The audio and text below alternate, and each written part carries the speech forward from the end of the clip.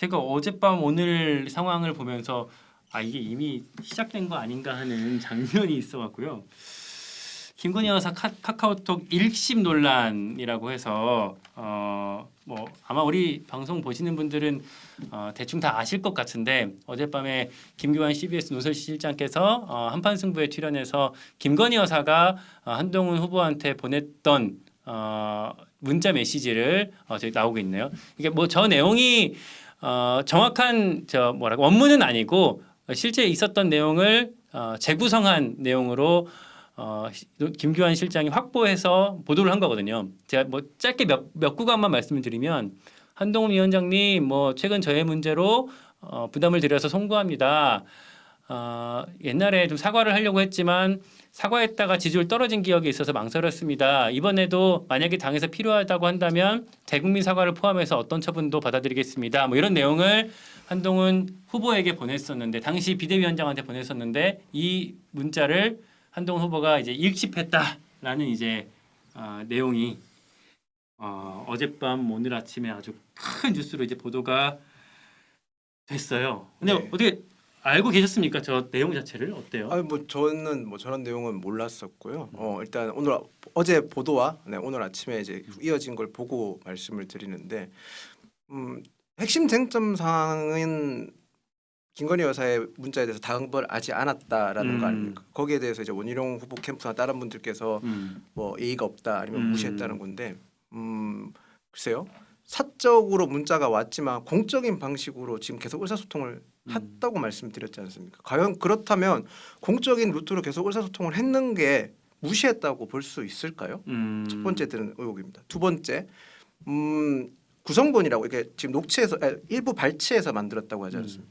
근데 그러면 일부 발췌했다고 하면 발췌하신 분은 원본을 다 봤다는 거 아닙니까? 그 원본 내용이 진짜 어떤 건지 다 공개가 되고 나서 말을 해야 이게 정확한 대화가 될 것 같아요. 그러니까 뭐 다툼의 여지가 있다는 게 아니라요. 정확한 내용 파악을 할 수 있다는 거죠. 그리고 세 번째가 보면 시기가 이게 처음 나온 얘기가 아니고요. 그때 당시 시점에 논의됐었을 때 이 사과 관련돼서 논의됐었을 때 여권 내에서 의견 교환이 있었었어요. 분명히 전후 과정에서 뭐 사과를 하면 된다 안 된다 뭐 그런 논의가 분명히 있었는데 그걸 과연 그렇다면 누군가에서 한 명에 의해서 단독으로 독단으로 결정했느냐 그건 좀 아니라고 또 보거든요. 그리고 이게 이 사안이 더 길어지거나 논쟁이 자꾸 되면 과연 누구한테 더 많은 피해가 갈지에 대해서도 저는 좀 의문이 들고 이 시기 자체가 이 공개된 시기 자체가 아까 말씀드렸지만 처음 나온 얘기가 아니거든요. 이게 저희가 총선 때 기준으로 이 얘기가 한번 언급이 됐었어요. 그런 점까지 다 고려해서 봐야 되는 부분이다 이렇게 말씀드리겠습니다. 누구한테 더 악재일까? 이게 만약 길어지면 그러니까 일단 기본적으로 사실은 되게 이 문자가 나왔을 때 당황하셨을 것 같긴 한데 이게 길어질수록 뭐 대통령실이나 혹은 상대인 원희룡 나경원 캠프 그쪽에서 또 악재가 될 수 있어요? 아니 전 그런 말의 악재라기보다는 전당대회는 어쨌든 당의 축제고 저희 당을 어떻게 변화시킬지 변모시켜야 될 그런 비전을 보여줘야 되는데 이 얘기가 나오면 나올수록 저희 얘기, 아까 제가 말씀드렸잖아요. 저희 후보의 미래 비전을 얘기할 수가 없어요. 오히려 기자분들이 저한테 질문이 많이 들어오거든요. 왜 그 한동훈 캠프 한동훈 후보는 뭐 서민 문제 아니면 뭐 경제 문제라든지 아니면 뭐 지금 현안대 에 대해서 많이 언급을 못 하시냐고 하는데 많이 언급을 못 하는 게 아니라 질문 자체가 계속 어제 뭐 다른 캠프에서 이렇게 말씀하셨습니다. 어떻게 생각하십니까? 뭐 다른 문제에 대해서 그런 얘기밖에 안 나오거든요. 만약 이 이슈가 길어지면 결국 손해 보는 거는 특정 캠프의 유불리를 따지거나 대통령실의 유불리를 따지는 게 아니라 저희 국민이 전당대회에서 투표하셔야 될 국민 여러분들과 당원들이다. 저는 그 말씀을 드리는 겁니다. 어제 저는 이제 인상 깊었던 게 그 방송과 동시에 사실은 신지호 상황실장 같은 경우는 한판 승부에 바로 이제 출연 준비가 되어 있어서 네네. 바로 인터뷰가 동시에 들어갔는데 신지호 실장 같은 경우는 대충 알고 어느 정도는 정확하진 않지만 뭐 알고 계셨던 내용이었던 것 같고 방송 중에였던 이제 박성태 실장도 뭐 비슷한 얘기를 들은 적이 있다. 그리고 조금 전에 TV조선의 유튜브에서도 이제 TV조선 기자가 나도 뭐 예전에 들은 적이 있다라는 얘기들을 하던데 정혜림 대변인님도 이번에 처음 알게 되셨던. 아니요, 저는 총선에서 굉장히 이슈를 열심히 트래킹을 했었기 때문에 이 기사 자체가 정말 이 기사 자체가 1월 달에 포탈에 댓글이 한 1000개 정도 달릴 정도로 나왔던 그래요? 이야기였습니다. 네. 아 문자가 왔었다는 게 네. 있었어요? 아, 네, 그래요? 네, 네. 그런 어. 이야기였기 때문에 사실 네. 뭐 사실 새롭거나 하진 않았고요. 그래서 아마 다른 분들도 아 그거 봤었는데 정도의 그런 대응이셨을 거라고 생각했습니다. 근데 이제 그 내용, 그 네. 구체적인 내용을 이제 이렇게 공개됐던 게 이제 처음인 거지. 그 당시에 이런 흐름 자체는 이해하고 계셨다는 네, 네. 말씀. 그 당시에도 내용이 거의 네, 유사했었습니다. 그래서 기사도 있었고요. 네. 그때 당시 기준으로요. 음. 1월달 기준으로 네. 기사도 TV조선 있었- 기사 네, 네, 있었고 네, 말씀이죠? 예. 그리고 논의가 분명히 여권 내에서도 네, 네. 있었는데 답을 내리지 못해서 그냥 음. 넘어갔다는 얘기가 분명히 맞습니다. 있었습니다. 제가 어제 이 보도가 나온 직후에 캠프에서 나왔던 공지가 이 문자 내용이 좀 사실과 다르다라고 공지가 나왔는데 어떤 점이 다른지는 뭐 그거는 이제 문자를 주고받은 분들이 사적 영역이지 않습니까? 지금 아까 말씀드렸다시피 처음 공개됐을 때 원본을 공개한 게 아니지 않습니까? 그런 점에서는 저희가 사실 여부인지 아닌지 확인하는 게 굉장히 어렵지 않겠습니까? 그거를 원본이나 이런 게 다 공개됐을 때 사실인지 아닌지 그걸 말할 수 있는 단계일 거라고 저는 생각을 합니다. 그 그래픽 한번 다시 띄워주시겠어요? 아까 그 문자 내용. 네, 저는 사실 좀 의아했던 게 김건희 여사께서 한동훈 위원장한테 저렇게 공손하게 메시지를 보냈을까? 조금 내용 자체가 다른 게 많이 빠져 있지 않을까 하는 생각도 들었는데. 그러니까 이거는 확실하게 사적인 영역인 거고 네. 그래서 제가 재구성한 자료라는 것 자체가 누군가에 의해서 의도적으로 편집될 수도 있고 의도적으로 내용이 바뀌어질 수도 있다는 점도 저희가 고려를 해야 된다는 거죠. 네. 원본이 아니라 재구성한 자료라는 점도 저희가 유념해서 봐야 될 부분이라고 저는 생각을 합니다. 한동훈 위원장이 오늘 아침에 기자들 앞에서 입장을 밝혔어요. 네네. 아침에 그 동행 끝나고 네네. 나서 아침 조찬 모임 이후에 기자들이 기다리고 있다가 이제 얘기를 들었는데 그 장면이 준비되어 있나요? 네. 일단 한번 듣고 얘기를 이어갔으면 좋겠습니다. 왜 지금 시점에 이런 얘기가 나오는지 좀 의아하고요. 집권당의 비상대책위원장과 영부인이 사적인 방식으로 공적이고 정무적인 논의를 하는 것이 적절하지 않다고 생각합니다.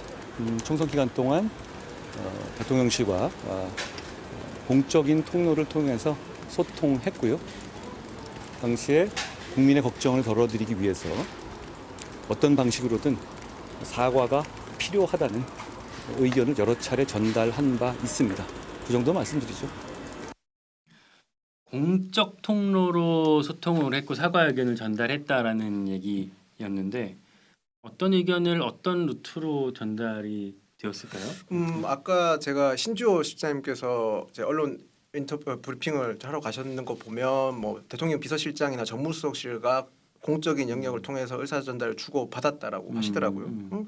그렇게 되면 이거는 무시했다는 게 아니라 충분히 의견을 받아서 수렴해서 저희가 전달을 했기 때문에 저는 뭐 받아들이는 사람 입장에서 어떻게 받아들일지 모르겠지만 적어도 저희가 그때 당시 기준으로는 의사소통을 했다라고 저는 생각을 합니다.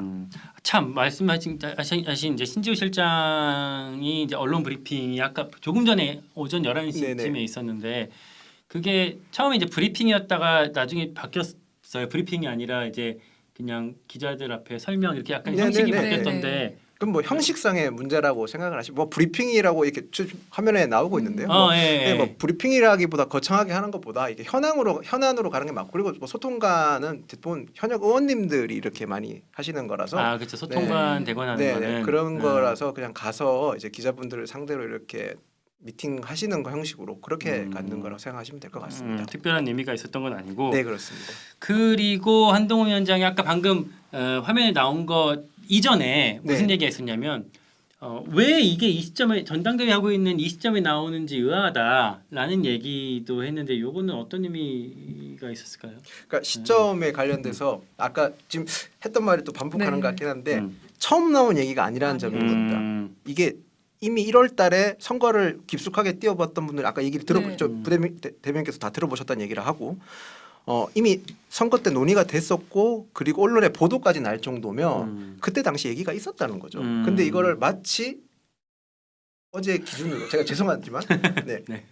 CBS에서 마치 이것이 처음 드러난 일인 것처럼 만들었다는 거죠. 음. 그런 점에 있어서 충분히 이 시점에서 왜 이런 얘기가 나오는지에 대해서는 지적을 하실 필요가 있고 저는 해야 되는 부분이라고 생각을 합니다. 전당대회에 영향을 끼치려는 의도 아니냐? 뭐 그렇게까지 그건 해석의 영역이니까요. 네. 제가 여기서 그 부분이 맞다 아니다 말씀드리기 곤란할 것 그러면 같습니다. 어제 이 보도가 나와서 사실 이제 기자들은 좀 놀랬는데 그렇게 막 엄청 놀라지는 않았셨어요. 네, 맞습니다. 그래요. 저만 놀랐네요. 제가 보여드릴 때 놀라시더라고요. 놀란 사람과 안 놀란 네, 사람. 맞습니다. 왜 놀랐어요? 아니 뭐 저는 뭐 네. 일단 저런 거 자체가 구성문으로 나왔다는 것 자체가 뭔가 한동훈 후보와 비슷한 맥락인 것 같습니다. 이 시기에 왜라는 표현을 쓰고 싶습니다. 그러면 어때요? 캠프에서는 이거를 캠프 뭐를 대표해서 말씀하시긴 어려울 수 있겠지만 그러니까 개인적으로 느꼈을 때 이 이슈 자체가 이 캠페인을 하는 입장에서 호재일까요, 악재일까요? 어떻게 좀 호재일 수는 없죠. 당연히 호재일 수는 없는데요. 저희가 뭐 한동훈 후보가 사실 걸어왔는 삶이나 아니면 정치 인생 자체가 뭐 얼마 되진 뭐 초보라고 하지만 웬만한 중진 정치인보다 많은 뭐 변곡점과 굴곡점 많지 않았습니까? 네. 한동훈 후보를 저희가 잘 보필해서 이런 걸 잘 극복할 수 있도록 그렇게 하겠습니다. 아니 저는 그런 생각도 일부 들더라고요. 이를테면 뭐 당장에 좀 악재인 측면도 있겠지만 아니 결국 대선을 준비하는 주자 입장에서는 뭐 약간 이렇게 뭐랄까 좀 두드려 맞는 포지션이 뭐 또 도움되는 측면도 있지 않을까 하는 생각도 들던데. 뭐 대선 준비를 아직 거기를 언급하기에는 사실 한동훈 후보 계속 여러 차례 언론 인터뷰 통해서 그 얘기를 하셨거든요. 지금 대선 논의할 때가 아니라 사실 저희 당에 직면해 있는 문제가 정말 많거든요. 아마 뒷부분에서 이제 다뤄질 것 같은데 생각보다 저희 당이 심각한 문제가 많습니다. 그거 극복하기도 급급하고 지금 당면한 문제 해결 못하면요. 저희 당 진짜 많이 위험합니다. 앞으로. 그게 우선이기 때문에 말씀하신 대로 지금 이 이슈가 대선의 뭐 호재다 아니다. 그거 언급하는 건 조금 섣부른 얘기인 것 같습니다. 차별화 뭐 이런 고민은 아직 지금 그거 하기는 아까 지금 같은 말 반복인데 저희가 당면에 있는 문제가 뒷부분에 자세히 논의될 텐데 정말 복잡하고 심각한 문제들이 많습니다. 그럼 어때요? 그러니까 이 당장 이렇게 또 질문을 하게 되네요. 아까 말씀하셨던 네. 취지로 다른 캠프에서는 다른 후보는 이렇게 말하는데요. 어떻게 생각하십니까? 라는 질문을 저도 하게 되는데 이 이슈에 대해서 원희룡 후보는 뭐라고 했죠? 예의가 없다. 그 뭐 절윤이다라고까지 절윤 네. 윤 대통령과 어떤 끊어진 관계다라고까지 얘기를 하고 나경 후보 같은 경우에는 사과를 좀 하셔라라는 얘기까지를 오늘 아침에 했는데 뭐 사과 이런 것까지 혹시 캠프에서 검토를 하셨을까요? 뭐 아직 제가 어떤 방식으로 검토한지는 저는 들은 바 없는데 한 가지 제가 말씀드리고 싶은 게 집권 여당이지 않습니까? 저희가 집권 여당은 국정 운영을 뒷받침해야 될 책임이 있습니다. 국정 운영을 하는 과정에서는 무수히 많은 장애물이 있습니다.